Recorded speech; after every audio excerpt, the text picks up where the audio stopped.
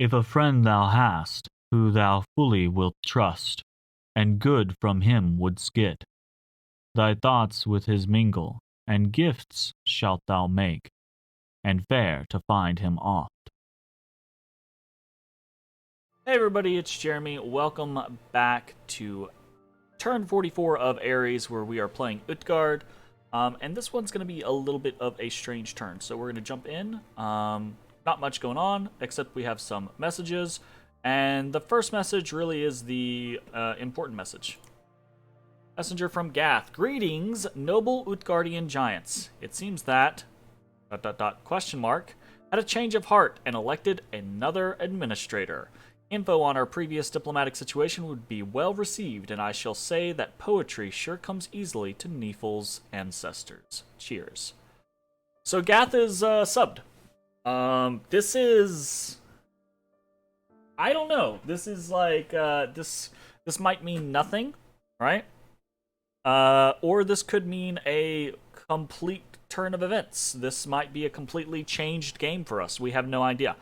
We're gonna have to... I'm gonna communicate to Gath and be straightforward. Tell him what the previous situation was. And we'll see what the sub wants to do. And we'll go from there. But, yeah, fingers crossed. We'll see. Okay, next message is from Atlantis. Do what you can and good luck. Yeah, sounds like playing, man. We cast some reanimation, and let's jump into the turn. I love how it's still like, Utgard! They're so far away, homeland. Ah, motherland. Okay, so, what are we doing in this turn? Not very much. We are moving Jarl 2 out with the main forces, attacking into Troll Woods, and actually probably gonna send... Probably not gonna send any undead, but we might as well send Jarl 3 as well. So we're gonna send Jarl 2, Jarl 3 out into Troll Woods to conquer that back. There's no real reason not to. We've taken the losses that we're really probably gonna take. We have overwhelming force now that can walk into that area and do what it needs to do. And it's not worth much money, but it is worth some money. We have need of some money. And I feel like right now, especially if the sub for Gath is sending out negotiations or questions about diplomacy, right? Then they're probably not going to march on us immediately. And even if they were, right? Even if next turn we see an immense army in Nirn, we can still make it back to Ulm in time to defend. So, all of these things just mean we have options. So, that's what we're going to do. We're casting more reanimation. No reason not to. And we are researching. That's pretty much it. We are at 1787, away from Evocation 6. We've got 382 research per turn. We're recruiting more Seathkonas, although we're going to run out of the ability to do that fairly shortly. But it is looking more and more likely, especially like so this kind of explains to me all of the Gath's been taking turns slowly, and obviously something has been on, right? They haven't been pushing on us. This just seems incredibly like, okay, something obvious, like something has been happening, and this has been giving us this opportunity to not get back in the game. Do not let me to misspeak or anything like that. I do not think in any way, shape, form, or fashion that this is going to be us getting back into the game, right? But I do think this is probably going to be us getting Evocation 6. And I do think that means we get to do some crazy fun big battle. And I think maybe that means we might get to go squash Ulm, right? That'll be fun. And then maybe we just trounce around with an army. And that'll be pretty cool, you know? So, yeah. I guess that's pretty much it. So, what else are we doing? We're not really doing anything else turn-wise.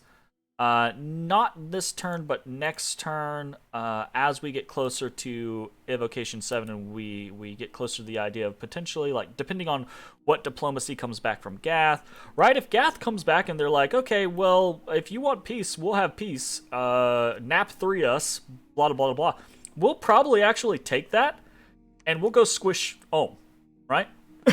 Now, we might very shortly turn around and break that nap afterwards. Not dishonorably or anything like that, but go through the motions of breaking the nap. But like I just, it'll be fun to just squash some people. Maybe we make some overtures into the... I've already been thinking about this. Maybe we take King and some undead into the lake, right? See if we can't get some territory back that way, and then if that's the case, right, we might have this little chunk of land here, and maybe we grow into something and go from there. Again, I don't think that this is going to be our way back into the game, but this might be a way to make the game more interesting or exciting from our current position. So, we're going to see how it goes. How many turns? We've got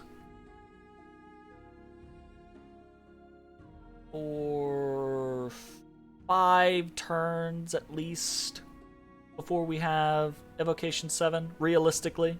It could be less, but yeah, it's probably gonna be 5 turns. Yeah. That would put us at turn 49.